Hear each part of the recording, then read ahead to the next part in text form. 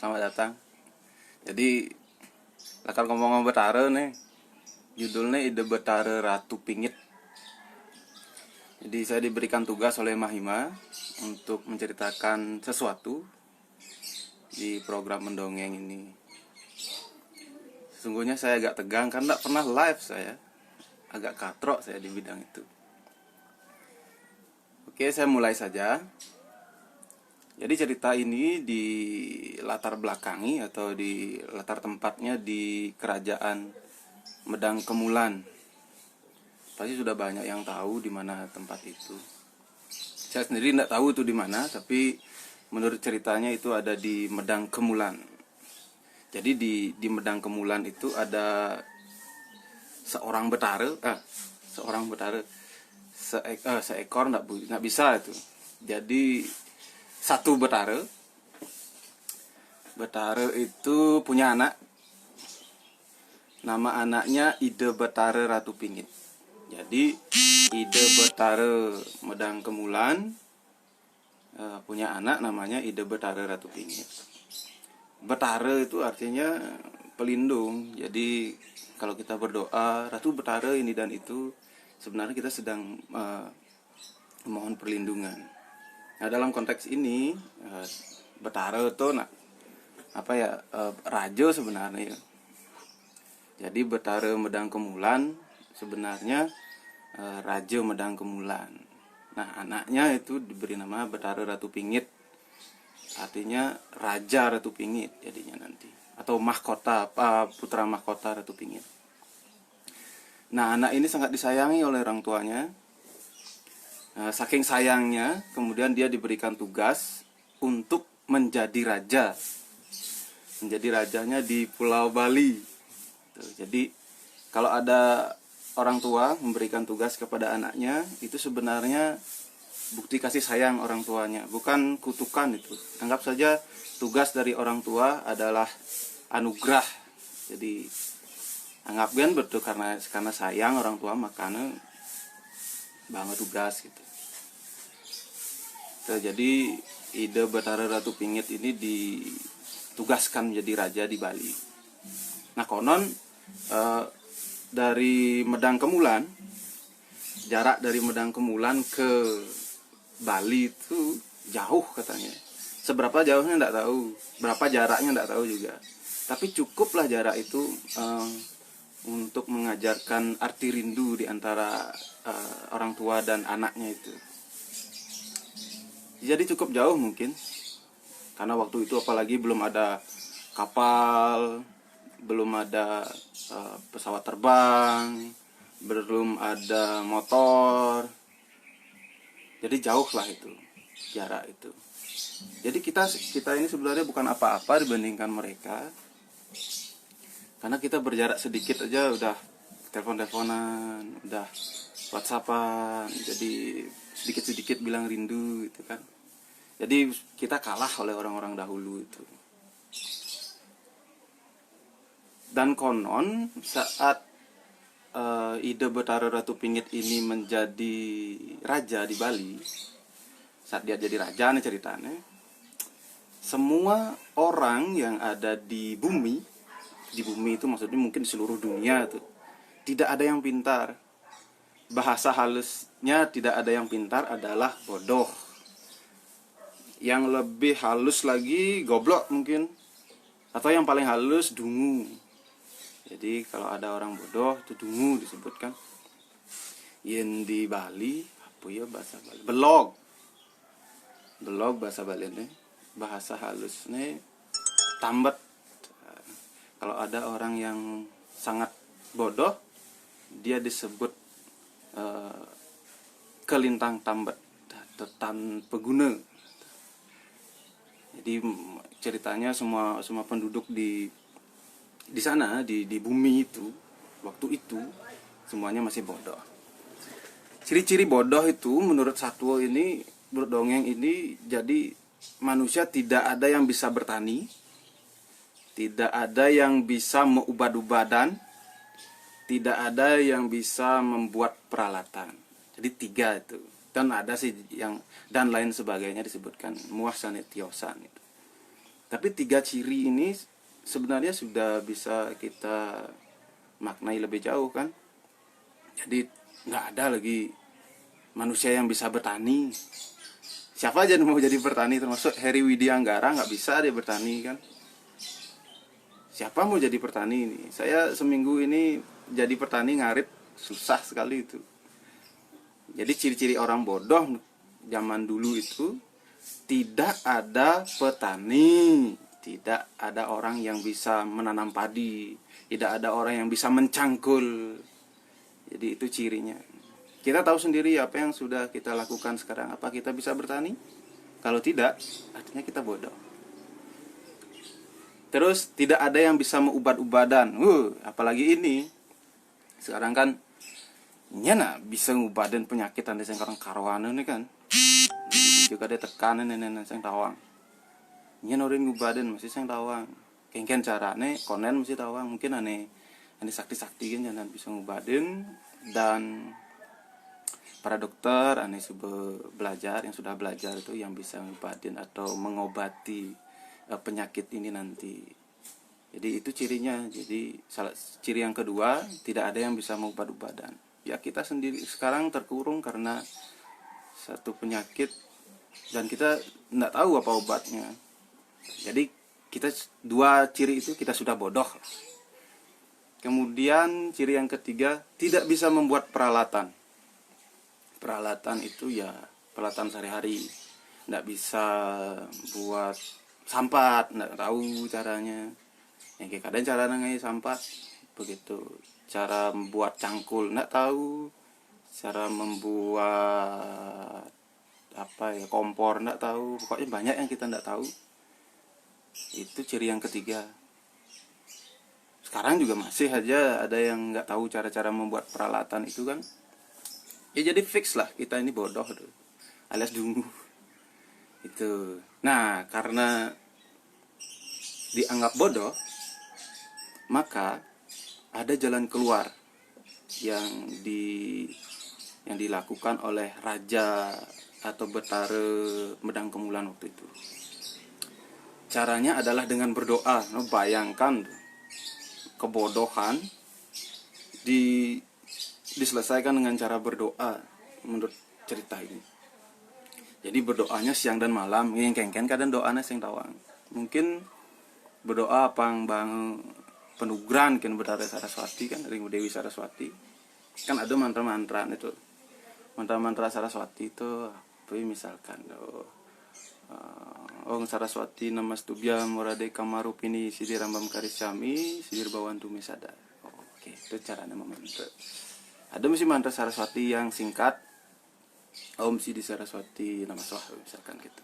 Jadi itu doa-doa sebelum belajar.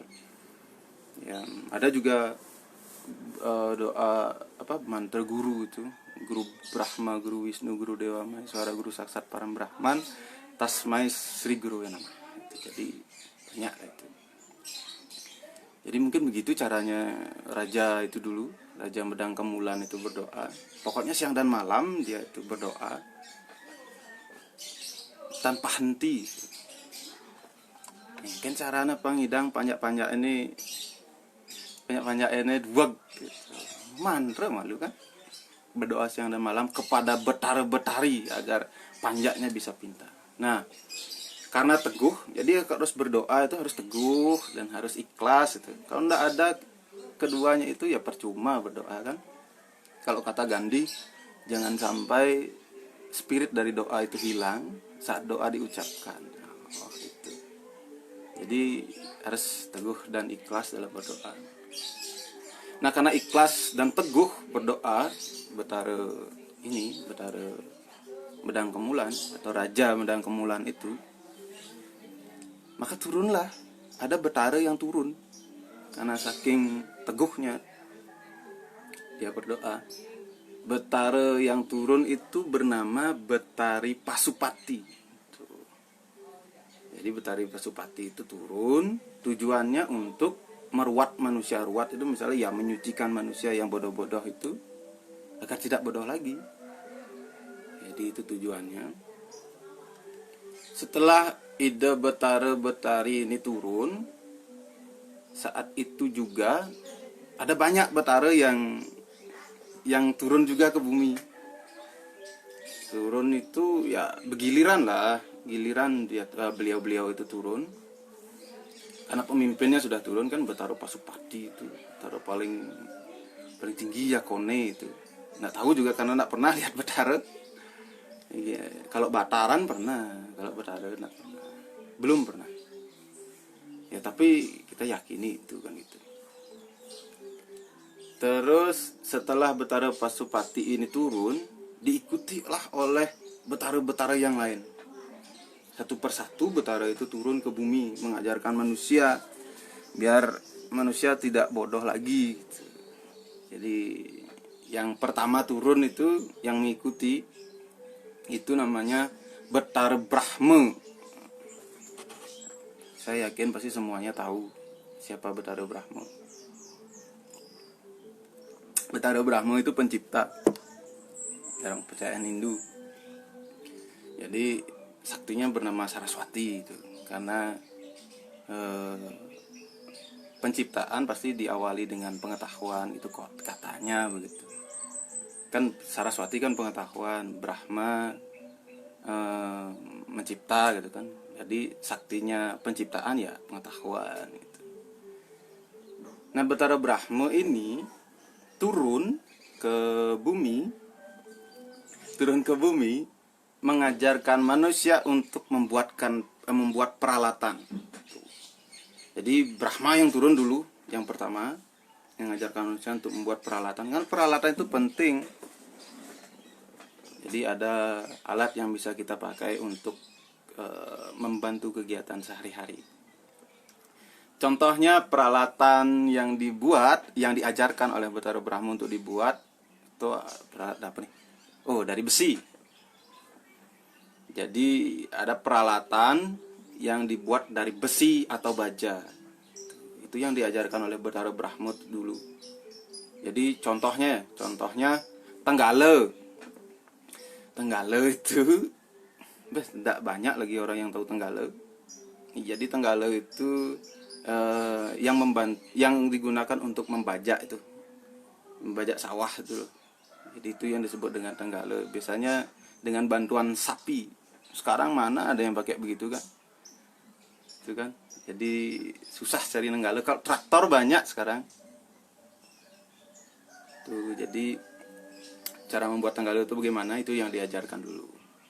Selain Tenggala yang diajarkan lagi tumbak. Jadi kalau misalkan ada bahaya tertentu, jadi bisa tumbak itu dilempar, cus, ya bisa lah mengenai apa lah itu targetnya kan. Jadi itu membuat ujung tombak itu yang diajarkan oleh Dewa Brahma. Kemudian caluk ini bahasa Bali. Jadi caluk ini kalau di kamus dicari itu artinya sebangsa sabit. Coba sabit ada bangsanya, ternyata bukan manusia aja bangsa-bangsa, ada bangsa-bangsa, tapi sabit juga ada bangsanya. Bangsa sabit salah satunya caluk. Lainnya arit itu kan, ada arit pengabasan, ada arit pengaritan. Ane abas jelas ya padang, ya tumbuh-tumbuhan, jangan bawang timpal di abas kan tidak boleh. Nah selain itu ada juga kadutan. Kadutan itu seselet itu loh, keris itu loh. Biasanya kalau di sini dibedakan tuh ke keris yang kelak-kelok itu. Kalau kadutan biasanya ya karena dia dikadut dan dia ada yang lurus itu. Jadi kayak tombak itu juga ada yang lurus dia. Kemudian ada part itu biasanya untuk ukir. Menggalau Bro Agus, oke siap suk semua di Serawan. Nah ternyata ada konde itu di Nusa anak Nenggala gitu. Di sini masih ada Nenggala. Terus Dewa Brahma juga mengajarkan manusia membuat pat itu digunakan untuk mengukir. Jadi apa alat pahat bahasa Indonesia. Itu yang dibuat. Terus ada tiok. Jadi pisau itu diajarkan oleh Betara Brahma untuk dibuat oleh manusia. Jadi kalau ada yang mau belajar membuat itu, membuat peralatan-peralatan yang tadi disebutkan itu, ya bisa memohon anugerah dulu kepada Betara Brahma agar ya diberikan petunjuk bagaimana cara untuk membuatnya. Jadi itu bagus juga itu. Jadi kalau tersesat, cuma takon sampai tonggas metakon, ya unas anugerah ya. Itu betara yang pertama turun. Terus ada lagi betara yang turun. Betara selanjutnya yang turun itu adalah Betara Wisnu. Betara Wisnu mengajarkan manusia untuk merawat lingkungan, mengasihi manusia, dan berbakti kepada para betara. Jadi Wisnu inilah yang mengajarkan manusia untuk merawat lingkungan. Makanya ya Trihita Karana lah, teorinya begitu kan, Trihita Karana. Jadi kalau kita misalkan sudah lupa cara merawat lingkungan sekarang, mungkin bisa kita berdiskusi dengan Betara Wisnu dulu kan. Mungkin sebenarnya caranya merawat lingkungan yang sudah terlanjur rusak misalkan. Ya sebenarnya kan kita yang buat itu kan merusak lingkungan. Manusialah yang sering merusak lingkungan. Karena lingkungan rusak kan bumi rusak. Sebenarnya kalau manusia kemana-mana merusak ini dan itu, berarti manusia yang membuat bumi itu sakit. Jadi sekarang kalau manusia berhenti dulu sebentar, ya mungkin inilah cara bumi untuk menyembuhkan dirinya. Jadi kamu manusia ngoyong malu cuma gitu. Meskipun ada nih misalnya ngoyong-ngoyong, ya mungkin ada keperluan itu kan. Kita tidak tahu apa tujuan dari kawan-kawan kita itu. Karena tidak merawat lingkungan terjadilah Trihita Corona. Ada kan orang. Ya bisa jadi juga. Jadi kalau kita tidak lagi merawat lingkungan, kita sebenarnya sedang melupakan ajaran dari Betara Wisnu. Apalagi di sini kan ditulis lagi ya, mengasihi manusia. Jadi saling mengasihi antar manusia itu diajarkan oleh Betara Wisnu. Jadi misalkan kalau kita ada iri pada teman, pada kolega, kemudian kita mencoba untuk melakukan hal-hal yang tidak baik, ya sebenarnya kita sedang melupakan yang diajarkan oleh Betara. Kita puja itu Betara itu, tapi kita lupa ajarannya. Jadi kasihilah manusia, kasihilah sesama, itu intinya. Terus berbakti kepada para dewa. Terus berbakti pada para dewa. Para Betara itu harus berbakti, karena kalau orang tidak berbakti kan tidak ada kasih sayang dari Betara kan gitu. Ada bakti, ada asih gitu. Bakti, punya, asih itu timpal. Jadi kesimpulannya, Betara Wisnu lah yang mengajarkan manusia untuk merawat lingkungan, mengasihi manusia, dan berbakti kepada Betara. Kalau kita lupa ketiga-tiganya, artinya kita lupa lupa pada ajaran yang diajarkan oleh Betara Wisnu. Ajaran ini digunakan untuk mengentaskan manusia dari kebodohannya. Oke, itu cerita. Terus ada lagi Betara yang turun di Bedang Kemulan itu. Betara yang turun ini bernama Betara Mahadewa. Itu mengajarkan manusia menggunakan pakaian. Jadi harus berterima kasih kepada Betara Mahadewa karena beliau yang mengajarkan kita menggunakan pakaian. Jadi kalau tidak bisa pakai pakaian, ya kita lupa ajaran Mahadewa. Jadi ini kalau ada orang yang bergerak di bidang fashion show misalkan, atau ada aneh ngai baju tuh sing tawang. Pokoknya gitulah. Ngai baju tuh Betara Mahadewa tuh tunasin gitu. Itu satu aneh. Jadi pun kejernihan orang. Terus yang turun lagi setelah manusia bisa berpakaian dan tidak telanjang lagi, Yang turun selanjutnya adalah Betari Sri.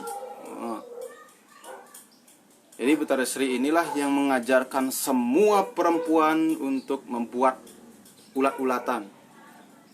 Ulat-ulatan, menjejahitan. Menjejahitan kan biasa tuh. Ada nganggon selepan, nganggon buso, and so on. Ada nunun gitu ya. Nunun juga diajarkan oleh Betari Sri. Nunun itu sekarang enggak ada pakai penununan jegdog-deg gitu. Apa adanya tuh? Ya, mungkin caranya tuh deg-deg nggak tahu saya namanya, pokoknya penununan ada tuh di bahasa Indonesia nggak tahu saya. Kemudian Betari Sri juga mengajarkan manusia untuk apa nih, metanding itu ya metanding Banten, nekengken madan Pejati, nekengken madan Canang, nekengken madan Banten Suci, nekengken madan Banten Soroan, nekengken madan Banten Panjang Hilang itu ya. Betari Sri lah yang mengajarkan itu. Jadi selain itu juga Betari Sri mengajarkan memasak. Jadi kalau ada siapapun yang ingin belajar memasak, minta izin dulu pada Betari Sri. Misalkan ngoreng apa gitu tiba-tiba gosong itu kan berarti belum pintar. Mohon dulu anugerah kepada Betari Sri agar diizinkan, tolong ajarin saya memasak gitu ya. Agar tidak gosong makanannya. Nah kemudian setelah Betari Sri, yang turun adalah Betari Ume. Jadi banyak memperoleh anugerah lah Medang Kemulan ini karena banyak betara yang turun. Betari Ume turun kemudian beliau membawa benih padi. Jadi tidak satu benih padinya, ada 4 benih padi. Ya, ada padi berwarna putih, ada padi berwarna merah, ada padi berwarna kuning, dan ada yang hitam. Jadi ada 4 itu, putih, merah, kuning, hitam itu kan. Itu yang dianugerahkan oleh Betari Ume. Ya berwarna putih mungkin sejenis itu mungkin ya. Ya padi-padi seperti umumnya kan putih itu. Yang kuning mungkin ketan itu. Yang kuning itu mungkin ketan kan. Yang merah kan ada basbarak kan ada. Terus yang hitam ya ada injen. Ada injen. Artinya beliau lah yang membawa ini. Jadi berterima kasih kepada Betari Ume karena beliau sudah berkenan menganugerahkan 4 jenis padi kepada manusia. Tuh. Nah selain membawa itu inabo dogan atau tanam padi kan sing nyerana ngapo. Nah selain itu ya ajain masih tanduran, menanam padi agar menghasilkan banyak dan sekaligus cara memanen. Itu diajarkan oleh Betari Ume. Makanya Madan Ume kan ngajin padi, ngajin menanam padi. Nah, semua betara-betari itulah yang mengajarkan manusia tentang berbagai teori dan praktik bagaimana menjadi manusia yang baik. Jadi bagaimana manusia yang baik, manusia yang cerdas gitu. Tadi kan sudah diceritakan kalau seluruh itu berbakti, tetapi bakti saja tidak cukup, ternyata perlu kecerdasan juga kan. Makanya betara-betari ini dimohonkan untuk turun. Dan sampai akhirnya manusia-manusia jadi pintar. Ya buktinya sekarang kan banyak manusia yang bisa membuat peralatan, yang bisa memasak juga banyak, enak-enak lagi kan. Juga ada yang mengajarkan untuk bertani, bisa bertani itu kan. Jadi tapi uniknya tidak ada betara yang mengajarkan manusia berbuat buruk gitu. Kenapa ya? Mungkin sudah dari sononya manusia tanpa diajarkan pun sudah bisa. Mungkin begitu. Jadi untuk berbuat buruk tak perlu diajarin. Nah setelah itu, setelah semua manusia diajarkan segala macam praktik itu, negara Medang Kemulan menjadi sangat tertib dan makmur gitu. Jadi ya kalau rakyatnya cerdas, pemimpinnya juga cerdas, jadi negara bisa bisa tertib dan makmur. Itu jadi ciri-cirinya lagi, panja berbakti kepada rajanya, rajanya asih kepada panjanya. Jadi nyambung itu. Sing panja edogan orina bakti kan si pemimpinnya, tapi pemimpinnya saya asih gitu. Sing masih jadi pemimpin dogen asih, tapi panja sing bakti kan sing sinya tuh kan. Artinya harus balance lah tuh. Jadi ada panja berbakti atau rakyat berbakti.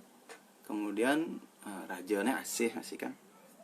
Ciri-cirinya asih ya rungu ken panja. Apa gen kuangan sebenarnya panjanya gitu. Sing dari jongkang-jongkang kaki apa gen ngewog di gumine itu sing cocok dari pemimpin tuh. Karena pemimpin yang baik tidak bisa bertahan di lingkungan yang buruk, dan pemimpin yang buruk tidak bisa bertahan di lingkungan yang baik. Jadi kalau ada pemimpin yang dinilai buruk tapi bisa bertahan di lingkungan itu, jadi kemungkinan besar lingkungannya juga buruk gitu. Jadi sama-sama itu. Nggak boleh kita lihat cara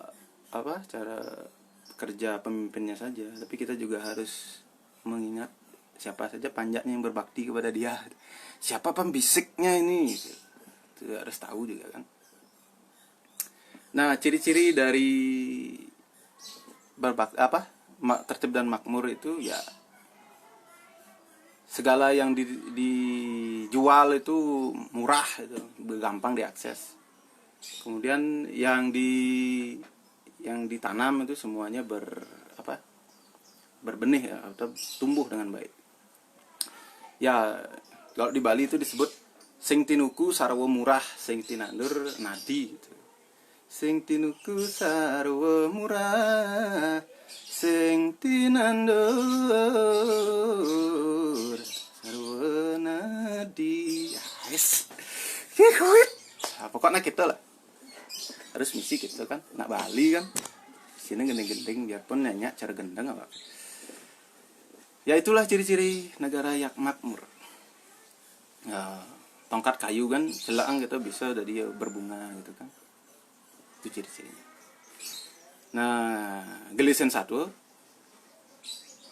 Jadi di Medang Kemulan kan sudah damai, tentram, sejahtera gitu. Wih, bagaimana dengan anak saya gitu, pikir si raja ini. Si Betara Medang Kemulan ini. Udah Betara ini. Wah, anak saya yang di Bali itu harus juga ditolong karena panjak-panjak di Bali itu masih goblok semua gitu. Ya, jadi si ide Betara Medang Kemulan ini punya cara. Gimana caranya memberikan anak saya itu biar Bali itu jadi, orang-orang Bali itu jadi pintar ya gitu. Gimana ya caranya? Berpikirlah si sang raja ini. Jadi, caranya adalah menyuruh anak saya itu berdoa dengan teguh, gitu, dengan bakti yang sungguh-sungguh siang dan malam. Tapi pasti tidak akan bisa instan, susah pasti itu kan.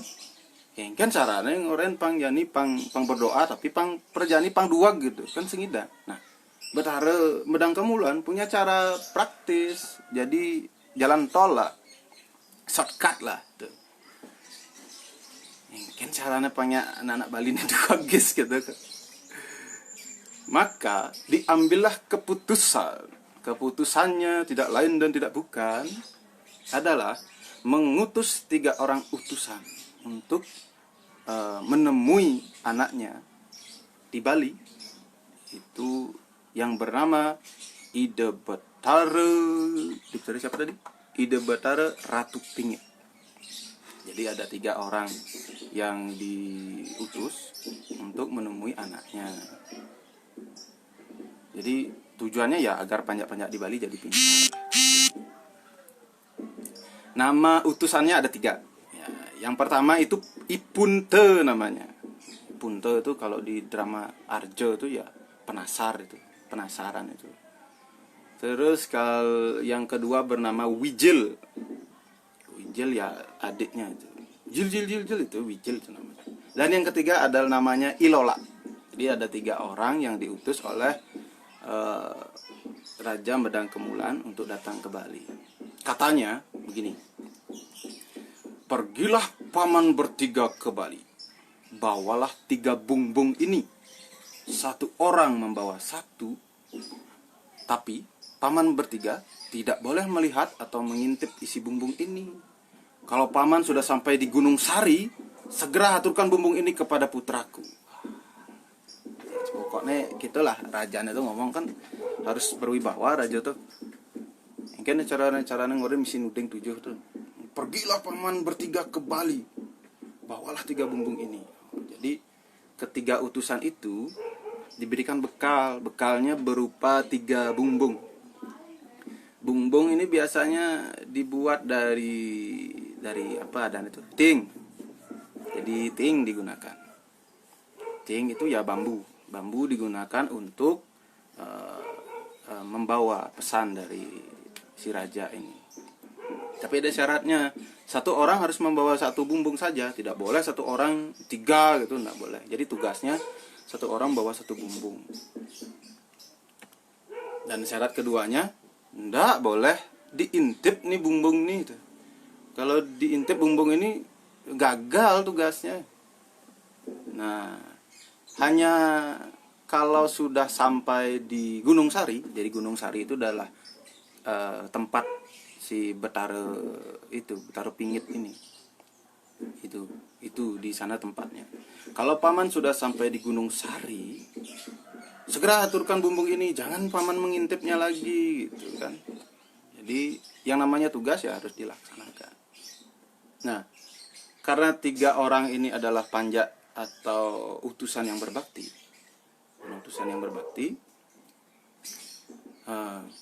ada yang menjawab, si Punte menjawab,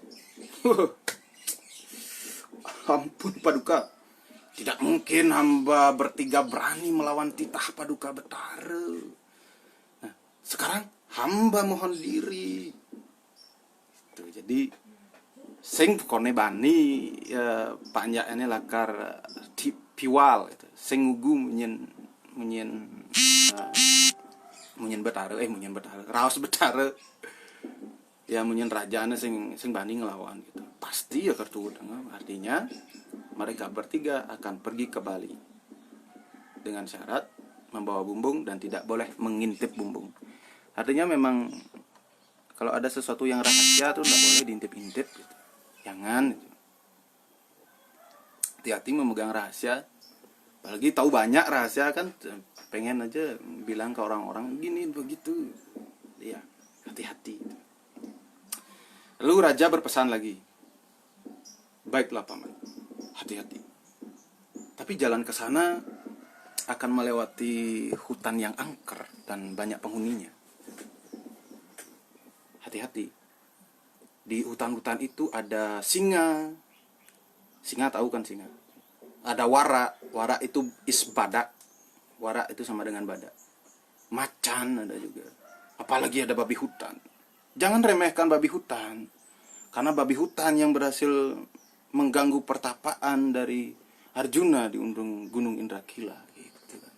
Jadi jangan main-main dengan babi itu. Karena babi kan ngidang nyongkel gunung kan, nanti mengejaran tongosnya Arjuna. Nah, agar paman bisa berjaga-jaga dan selamat, bawalah bekal ini. Jadi banga seselep mungkin tuh. Mungkin banga sabuk, mungkin apalah, senjata mungkin. Dan paman bertiga jangan lupa untuk menjaga ketiga bungbung ini. Caranya paman, lewatlah ke Segara Rupak. Karena dari tempat itu adalah tempat jarak yang paling dekat dari Medang Kemulan menuju Bali. Jadi rajanya berpesan, jangan lewat ke mana-mana, lewatlah di Segara Rupak, karena dari sanalah tempat jarak yang ditempuh dari Medang Kemulan ke Bali menjadi lebih pendek atau lebih singkat gitu. Nah, Segara Rupak ini mungkin di Bedauh sana itu. Rupak itu artinya apa? Sempit, kecil gitu. Segara artinya lautan yang sempit gitu. Mungkin di sana itu tempatnya. Tapi ada banyak cerita tentang Segara Rupak ini. Jadi ada banyak cerita yang orang-orang yang datang dari Jawa mau ke Bali pasti melewati Segara Rupak. Dan turunnya biasanya di sebuah tempat gitu. Ya nanti saya akan sebutkan di mana tempatnya. Di Segara Rupak inilah yang harus dilewati oleh ketiga itu. Nah, tanpa basa-basi lagi, ketiga utusan itu segera berangkat. Apakah mereka berjalan waktu itu? Apakah mereka ngojek online? Nggak tahu juga saya. Tapi mungkin berjalan karena nggak terlalu sakti mereka kan. Ya, jadi mereka berjalan sampai di pesisir. Kemudian mereka memutuskan untuk menyeberang. Mereka menyeberang ini menggunakan perahu. Jelas tuh. Nggak mungkin menggunakan daun. Hanya orang-orang sakti di cerita-cerita dahulu itu yang menggunakan daun untuk menyeberang. Contohnya Empu Baradah. Empu Baradah itu menyeberang dari Jawa menuju Bali itu menggunakan daun kalancang. Nggak tahu saya daun apa itu. Mungkin daun sukun itu. Sudah dimantra-mantrai kemudian bisa menyeberang itu. Dan ada juga cerita Dayang Nirarte juga menyeberang lewat sana kan. Tiba di tempat itu lewat Segara Rupak menyeberang dengan menggunakan daun. Pokoknya yang Sri Sakti saja yang menggunakan yang tidak masuk akal itu. Tapi karena tiga orang ini biasa-biasa saja, mereka menggunakan perahu. Perahu yang digunakan kecil katanya. Jadi bisa goyang-goyang, gampang gitu goyang-goyang. Perahu bergoyang nih. Terus mereka menyeberang. Sret. Ya daun bisa menyeberang. Hanya orang-orang sakti baru bisa menggunakan daun. Itu ada dia sakti dulu baru bisa pakai daun. Terus mereka nyebrang lewat Segara Rupak. Sampai di pertengahan laut, tiba-tiba angin kencang menerjang, ombak bergulung-gulung, perahu diseret ke sana dan ke sini. Lalu kemudian mereka bertiga tuh takut. Kengken, aduh, kita akan tenggelam ini, kan? Kemudian mereka bertiga berpelukan, tapi bukan Teletubbies. Ya karena takut kan. Kalau Teletubbies berpelukan kan karena mereka bahagia. Kalau mereka mereka bertiga ini berpelukan karena takut mereka. Mereka takut berpelukan masing-masing. Terus rasa-rasanya sulitlah selamat dari musibah itu. Karena terlalu besar ombak yang datang, entah dari mana kita tidak tahu. Kemudian apa yang mereka lakukan di tengah bahaya semacam itu? Mereka hanya bisa berdoa. Jadi doa adalah akhir dari segala jawaban kalau menemukan hal-hal yang tidak bisa kita selesaikan dengan tangan dan kaki dan juga kepala. Doa gitu caranya. Lagi berdoa. Berdoa kepada siapa? Kalau dicerita kepada Sang Hyang Baruna. Karena konon yang menguasai lautan adalah Betara Baruna. Terus sayangnya meskipun mereka sudah berdoa dengan teguh, dengan sesungguh-sungguh gitu. Tapi doanya belum berhasil. Perahu pun terbalik. Biur gitu. Benar biur. Nah, anggaplah biur lah. Biur. Tenggelam mereka. Tapi tenang. Doa mereka kemudian terjawab. Ada satu Betara yang melihat kejadian itu. Betara yang maha melihat ini adalah Betara Siwa. Beliau melihatnya tidak di lautan itu. Beliau melihat dari Siwaloka, dari tempat duduknya berada kan. Mungkin karena bisa melihat jarak jauh gitu. Jadi Betara Siwa melihat itu. Lalu beliau segera mengutus Betara Wisnu. Halo Betara Wisnu, sekarang engkau akan aku utus untuk menyelamatkan 3 orang utusan dari Medang Kemulan. Ngalan dia naik pas ngalan tenggelam naik sengidang mangkian gitu kan. Terus turunlah Betara Wisnu karena tugasnya memang sebagai penyelamat kan, merawat dunia kan. Turunlah Betara Wisnu ke lautan. Biur. Sampai di laut itu Betara Wisnu berubah menjadi ulam agung. Ulam itu artinya ikan, agung itu besar, jadi ikan besar itu. Jadi ini menteri perikanan mungkin. Jadi itu yang akan menolong mereka ketiga utusan ini. Tapi tanpa menunggu apa-apa lagi, Betara Wisnu lalu mendekati ketiga utusan ini, terus didekati. Kemudian mulut ikan itu terbuka, dimakanlah ketiganya. Dimasukkan ke mulut, terus dibawa ke pantai. Bayangkan itu. Jadi ada ikan yang dengan berbaik hati menolong orang yang ingin tenggelam, dimasukkan ke mulutnya dan dibawa ke pantai.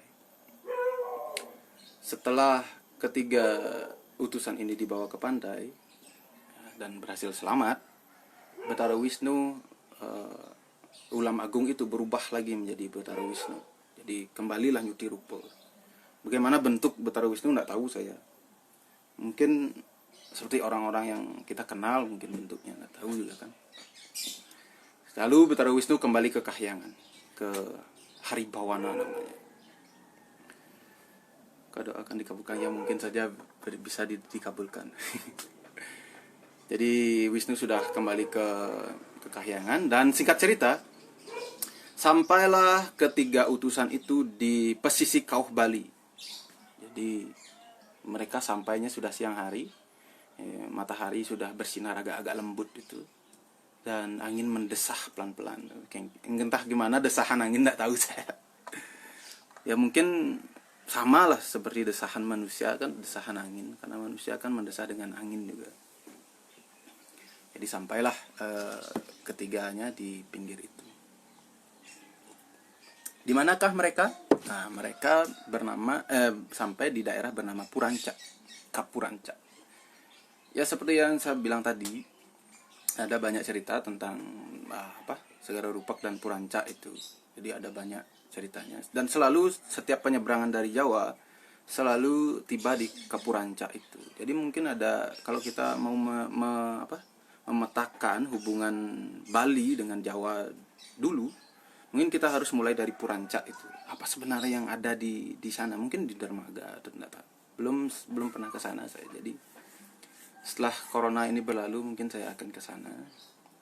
Jadi bisa dilakukan lah untuk mencari sejarah dari itu. Mungkin aja itu kan. Nah, kemudian sampai di pinggir pantai itu, mereka kemudian masuk ke hutan. Karena setelah pantai, mereka langsung masuk ke hutan.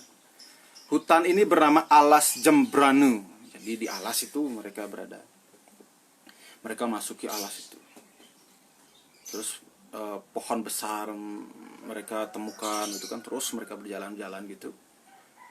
Sampailah pada di pertengahan hutan, mereka menemukan sebatang pohon yang sangat besar. Saking besarnya saya tidak bisa mengukurnya. Mungkin mereka juga tidak bisa berapa meter atau berapa guli atau berapa kilometer jarak itu. Berapa besarnya nggak tahu saya. Nah, mereka beristirahat di sana bertiga itu. Ipunte dan Wijil, jadi salah dua dari 3 orang utusan itu tertidur. Hanya tinggal Ilola saja yang sadar. Ilola kan Ninu sadar ya. Di saat teman-temannya tidur, Ilola yang terjaga. Apa yang terjadi? Yang terjadi adalah Ilola itu nggak tahan dia. Dia terlalu besar hasratnya untuk mengintip isi bumbung itu. Nggak tahu, mungkin hilang otaknya, nggak tahu saya. Tapi tiba-tiba saja dia berhasrat untuk mengintip abedikan itu. Intip pedikan pangtawang isin itu. Isin bumbung itu.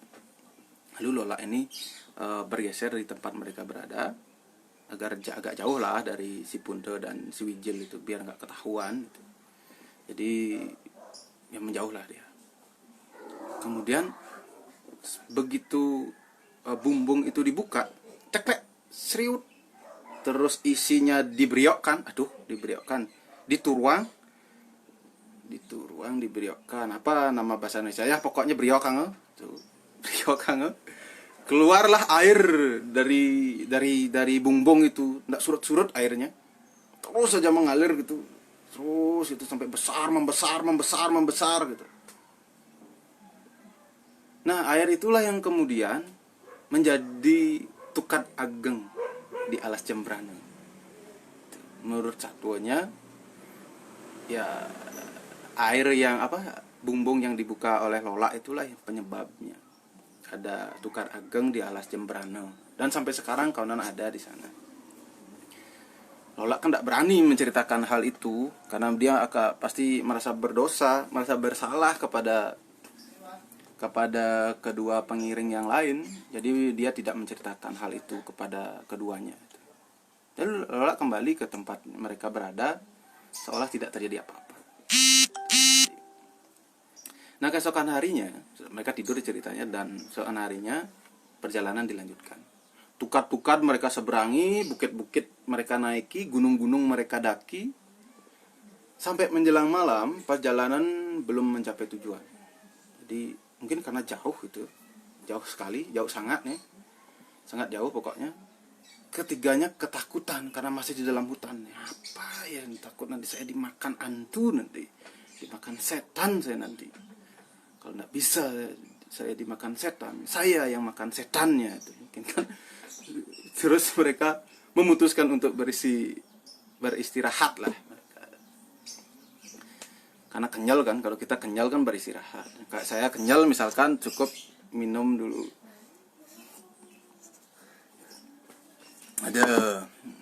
Terus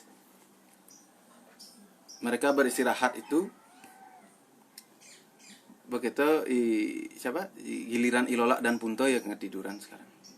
Tapi Wijil sekarang yang masih sadar kan. Terus Wijil ini sama kasusnya dengan Lola tadi. Ya Dot masih nawang apa isen. Apa sebenarnya isen bumbung ini enggak tahu kan. Bayangkan kita diberikan bumbung, jangan dibuka ini. Semakin dilarang semakin pengen membukanya. Makanya jangan dilarang-larang membuka. Karena semakin dilarang semakin pengen kan. Contohnya ini Lola dan Wijil ini. Jadi mereka karena dilarang mereka membukanya. Gitu. Jadi usul saya ya jangan dilarang-larang. Sebaiknya biarkan saja tapi diawasi itu kan. Nah, Wijil masih sadar nih ceritanya. Pengen tahu dia. Apa ya isinya? Nggak tahu saya apa isinya itu. Biar tahu, bagaimana kalau saya intip sedikit saja? Saya intip sedikit saja pasti boleh kan? Tidak akan berakibat apa-apa. Jadi bolehlah. Dia anggap dirinya boleh. Dia menjauh dari si Punte dan si Lola. Dia menjauh sedikit agar si Lola dan si Punte tidak terganggu dan terbangun dan mengganggu intip-intipannya. Nah, mesti belajar nama ceki itu. Intip ya. Begitu dibuka. Oh, kondennya pesu harus berioang ternyata. Beriok gitu. Yang keluar bukan air, bukan juga api, bukan udara. Yang keluar dari bumbung itu adalah kebo Luh Muani. Luh Muani itu bahasa Bali, bahasa Indonesianya laki perempuan. Nah, kebo laki perempuan. Kebo binatang tuh. Kebo jantan dan betina. Jantan dan betina namanya. Jadi kebo jantan dan betina ini keluar dari bumbung yang kecil itu. Bagaimana caranya memasukkan saya juga enggak tahu. Mungkin dipaksa-paksa sedikit, didorong-dorong, enggak tahu juga saya. Tiba-tiba saja dari bumbung itu sudah keluar gitu. Gitu kesaktian orang-orang dulu. Bahasa Indonya kebo paca senang jantan dan betina. Begitu sebelum isinya habis, sekonden telah nih isen kebo di tengahnya tuh. Bumbung itu segera ditutup. Lubang yang terbuka tadi ditutup dulu. Tuh, biar enggak keluar itu kan, ditutup lubangnya dulu. Takut kan nanti ada yang keluar dari lubang, siapa tahu ada naga keluar kan. Terus Wijil kembali ke tempat peristirahatan seolah tidak apa-apa. Jadi ceritanya itu banyak kebo yang keluar di sana, di tempat yang tadi itu. Nah, karena itulah konon di Jembrana sekarang banyak ada kebo gitu. Jadi karena si Wijil itu memberiokkan kebo-kebo itu di sana. Karena itulah banyak ada kebo di sana sekarang. Nah, gitu ceritanya. Lalu Wijil kembali ke tempat mereka istirahat. Mereka bertiga itu istirahat, mereka kembali ke sana, tidur. Tiba-tiba sudah pagi, keesokan harinya mereka melanjutkan perjalanan. Nah, singkat cerita, sampailah mereka di Gunung Sari. Tekat dia di Gunung Sari. Tangkil ken ide Betara Ratu Pingit. Nah, Ratu Pingit kan raja nih. Raja itu tuh nangkil itu. Beradu nawagang pisan puniki titiang ratu. Titiang jaging puniki tangkil jaging ngaturang puniki wenten napi wasada ga panugrahan saking ide Betara Medang Kemulan puniki titiang sarang tetiga puniki boleh napi wasana boleh among-amongan mang denyuk serahang puniki bumbungi mah ketiga reng ratu. Kalau nggak ngerti bahasa Bali ya, ratu hamba bertiga ini adalah utusan dari Medang Kemulan. Kami bertiga diperintahkan oleh raja untuk menyerahkan ketiga bumbung ini kepada tuanku raja. Kemudian raja itu berkata, "Oh, dari ayahku. Baiklah, aku akan menerimanya dengan senang hati." Bumbung itu akhirnya diserahkan. Ketiga bumbung itu oleh Punto, oleh Wijel, oleh Lola, itu semua diserahkan. Terus tugas mereka selesai. Terus Betara Ratu Pingit, Betara di kerajaan Bali itu membuka ketiga bumbung itu satu persatu. Yang pertama dibuka adalah bumbung yang dibawa oleh Punto. Jadi kita kan nggak tahu apa isi bumbung yang dibawa oleh Punto. Yang baru dibuka kan 2 itu tadi. Begitu dibuka, ces, diberiokkan lagi kan, ces, duk. Keluarlah segala macam benih dari bumbung itu.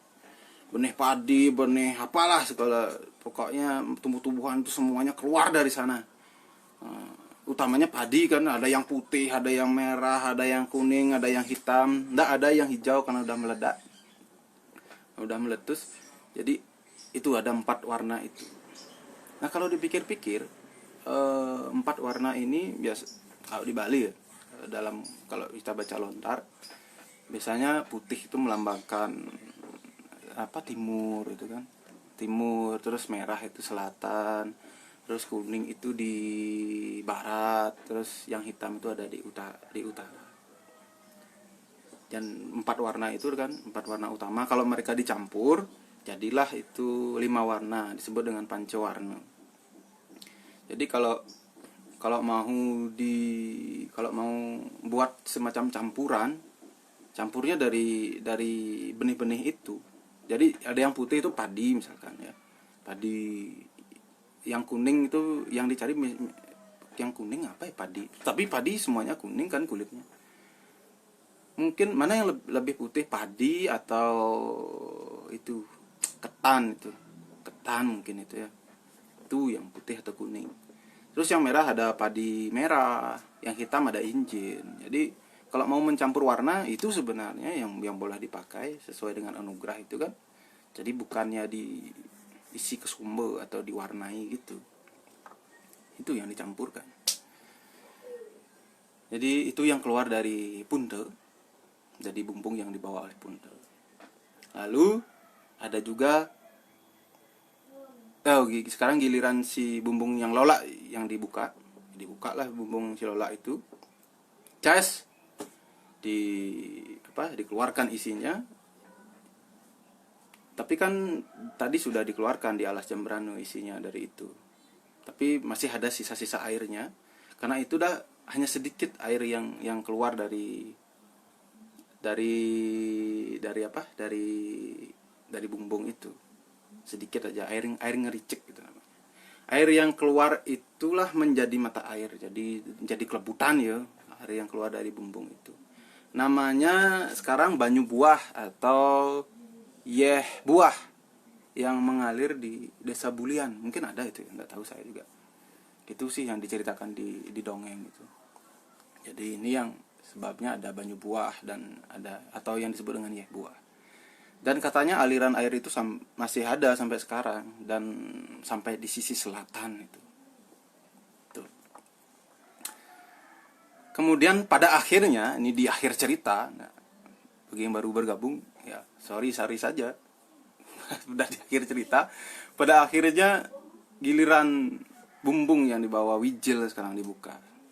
Jadi karena kasusnya sama dengan yang bumbung yang dibawa oleh Lola, kan udah dibuka itu. Jadi hanya ada 2 ekor kebo yang keluar dari bumbung itu. Kebo Loh Muani juga, kebo jantan dan betina dari bumbung yang dibawa oleh si Wijil itu. Jadi mungkin itu sebabnya tidak banyak kebo yang hidup di Gunung Sari sampai sekarang. Nah, saya tidak tahu juga karena di akhir cerita tidak dijelaskan di mana itu Gunung Sari dan siapa sebenarnya yang disebut dengan Betara Ratu Pingit itu juga tidak disebutkan. Tapi yang jelas Betara Ratu Pingit itu adalah raja di Bali yang diutus oleh raja dari Medang Kemulan, gitu menurut dongengnya. Jadi ya begitu akhir ceritanya. Jadi di Gunung Sari itu kemudian ada air, meskipun ada air tapi hanya kecil. Kemudian ada kebo Loh Muani dan mendapat juga anugerah benih, beberapa benih yang berwarna macam-macam itu. Dan pesan positifnya apa? Jadi pesan positif dari cerita ini adalah selalu ada maksud pada tiap-tiap kejadian dalam hidup. Nah, karena itu bersyukurlah pada kejadian-kejadian itu, karena kejadian itu cirinya kita masih hidup. Terima kasih banyak dan salam untuk semua. Terima kasih.